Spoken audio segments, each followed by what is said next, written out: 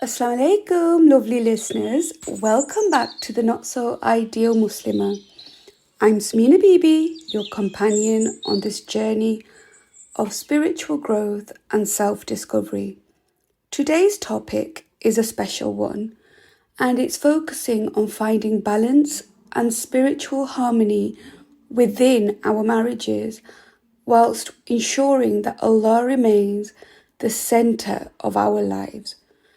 Now, marriage is a beautiful journey. It's a partnership filled with love, support, and growth. But it's important to remember that even in this partnership, Allah comes first. Today we'll discuss how you can nurture your individual spiritual identity whilst also growing together as a couple towards Allah. And first things first, okay? Allah comes first. Now, here's a reminder that in every aspect of your life, Allah should come first. There is at this point, there's no other option. Allah always comes first. This isn't just about individual faith, but also about the collective spiritual journey of a couple. When we prioritize Allah, we create a foundation that strengthens our bond together and guides our relationship. There might be some really subtle moments that don't even make you realize what is going on. The other half, the husband, might ask about your prayer or let you pray, but doesn't make an effort himself. And to be honest, he would be happy if you didn't pray or was neutral in his response to your prayer. The reason I'm talking about the husband's response in this is because we are looking at collectively going together to Allah subhanahu wa ta'ala. When you put Allah at the center of your life and marriage, it can strengthen that bond between both of you. Now, here's another part that you've got to remember, and that's not to lose yourself. And it's easy to lose ourselves in the roles we play, right? Being a wife, a mother, a daughter-in-law, but it's crucial to maintain your individual identity and your spiritual connection with Allah. Now, let's just sort of explore some ways that we can, achieve this balance as such. And it's essential, right? It's essential to carve out time for personal spiritual practices. This might include dedicating specific time for personal prayer, engaging in Quranic studies, or pursuing personal interests that align with your Islamic values. Now, these practices not only reinforce your connection with Allah, but they also rejuvenate your spirit. And it allows you to be more present and compassionate in your relationships. Now, here's some practical tips, right? So start your day with morning reflections or a few moments of personal prayer. This can help you set the stone. What am I saying? See, every single podcast, I stumble on my words. So this can help you set the tone for the rest of your day, ensuring that your actions and decisions are aligned with your faith. Engage with the Quran daily, even if it's just a few verses. Reflect on the meaning and apply its wisdom into your daily life, and that can significantly enhance your spiritual growth. Moreover, it's important to find activities or hobbies that not only bring you joy, but align with Islamic values. Whether it's reading, writing, or even engaging in arts and crafts, these activities can be a form of worship if done with the right intention. I'll give you some examples of inspiring women that I've seen in my own life, and they have balanced their personal growth with their roles within the family. For instance, we have Sarah, right? She's a mother of 3 who starts her day with the recitation of Surah Al-Fatiha. Regardless of what's going on, she always reads Surah Al-Fatiha. And then she has her own little personal dua. She says that these few moments of reflection give her the strength and patience she needs throughout the day. Despite her busy schedule, Sarah makes it a point to attend weekly Quran study sessions and shares the knowledge with her family. Then there's Aisha, who, despite being a full-time professional, she finds solace in reading Islamic literature and poetry. She dedicates her weekends to exploring Islamic history and contemporary issues through books and discussions. Aisha shares these practices not only with her family but the wider community, and this deepens her understanding of Islam, but it also allows her to contribute meaningfully to her community. And both of these stories are so different, right? Like Sarah reads Surah Fatiha and a personal dua, and then in her busy schedule, she makes time for Quran study. Whereas Aisha takes time out for Islamic literature and poetry. So it doesn't mean you have to do everything. It's taking out parts which bring that aspiration within you and that love for your deen. Like, some people love doing it all. And then even if you're one of those, just try finding one thing to begin with and mix and match. And these examples just remind us that it is possible to maintain a strong identity, personal identity, and a spiritual connection with Allah, even amidst our busy lives and multiple responsibilities. By prioritizing our relationship with Allah and continuing personal spiritual practices, we can fulfill our roles within the family and community with grace and wisdom. Here's another one, okay? Now we're moving on to this part of the podcast where we're talking about growing together towards Allah. So we've looked at, Allah, putting Allah first, not losing yourself, not losing your personal relationship with Allah. And now we're looking at growing together towards Allah.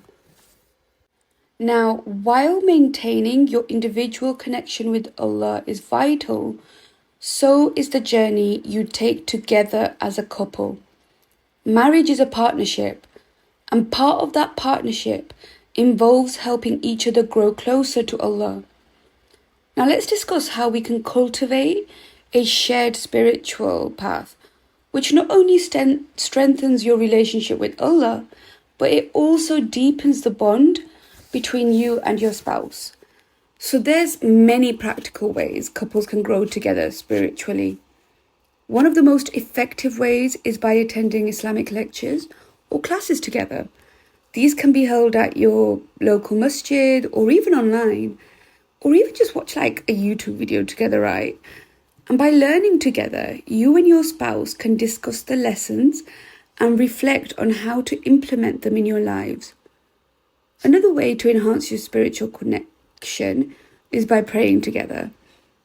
This can be as simple as performing your daily prayers side by side, or scheduling time to engage in additional acts of worship, such as tahajjud, the nightly prayer. And I know how hard tahajjud is, right?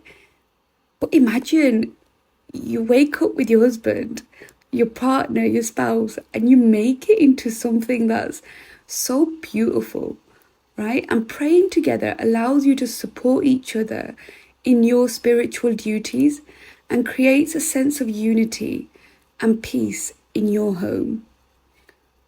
Also, you can read the Quran as a couple. That's another really powerful practice. You can set aside time each week to read and reflect on the verses together. This can be a wonderful opportunity to discuss the meanings of the verses, share your insights, and understand how the Quran's teachings can guide your daily lives. Additionally, engaging in acts of charity and community service together can be a meaningful way to practice your faith, whether it's volunteering at a local food bank, participating in community cleanup events, or donating to those in need. These acts of kindness can strengthen your bond and bring you closer to Allah. Serving others with the intention of pleasing Allah is a beautiful way to live your faith as a couple. Now let's look at some inspiring stories of couples who have grown together spiritually. Here's an example, right? There's Zainab and Khalid, and they have this nightly routine of reading the Quran together. They choose a specific surah to read and they discuss its meanings and relevance to their own lives. Zainab mentions that this practice has deepened their understanding of the Quran and has brought them closer together as a couple. Then there's Layla and Hassan, who are actively involved in their local community. They volunteer at various events and initiatives, always looking for opportunities to give back.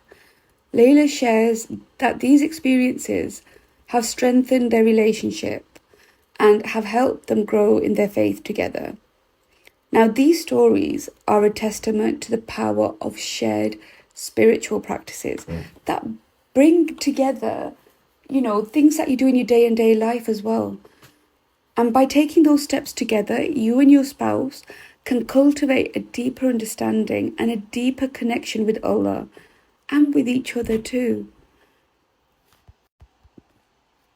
Now let's delve into some practical tips for maintaining spiritual harmony in your marriage whilst ensuring you don't lose yourself or your sense of self, right? These tips can help you and your spouse navigate your spiritual journey together and individually, fostering a strong, balanced relationship. Number 1, set individual and shared spiritual goals. So it's important to recognize that both individual and shared spiritual goals are essential in your marriage. As individuals, we have our unique paths and personal connections with Allah.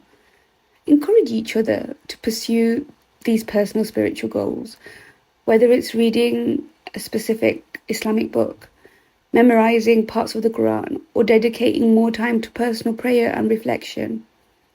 At the same time, create shared spiritual goals that you can work on together as a couple. This could include attending a weekly Islamic class, completing a Quran reading together, or even volunteering for a charity. These shared goals not only bring you closer to Allah, but also strengthen your bond as a couple, as you're working towards common objectives. Number 2, respect each other's time and space. Now, in any relationship, it's crucial to respect each other's time and space, especially when it comes to personal reflection and worship. Allow your spouse to have those moments, their own moments of solitude, where they connect with Allah without any interruptions. This could be a specific time of the day set aside for prayer or reading. And by respecting these boundaries, you acknowledge the importance of personal spiritual growth, which in turn enriches your relationship. It's about creating a balance where both partners feel supported on their individual spiritual journeys. Regular check-ins. Number 3, communication is key in any relationship. And it's no different when it comes to spiritual lives. Schedule regular check-ins with each other to discuss your spiritual journeys, challenges, and aspirations.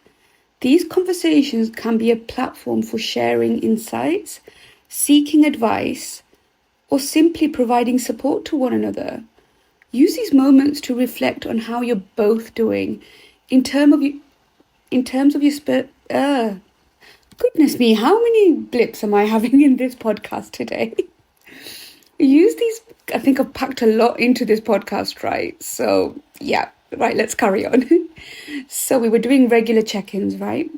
Use the moments to reflect on how you're both doing in terms of your spiritual goals and how you can support each other. This practice not only keeps you aligned, but also fosters a deeper understanding and appreciation of each other's spiritual growth.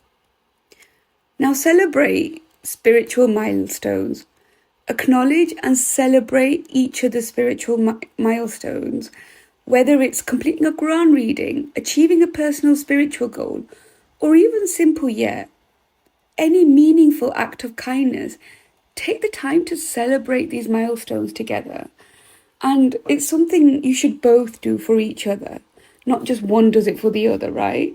Celebrating these moments reinforces the importance of spiritual growth in your relationship, and it serves as a reminder of the journey you're on together.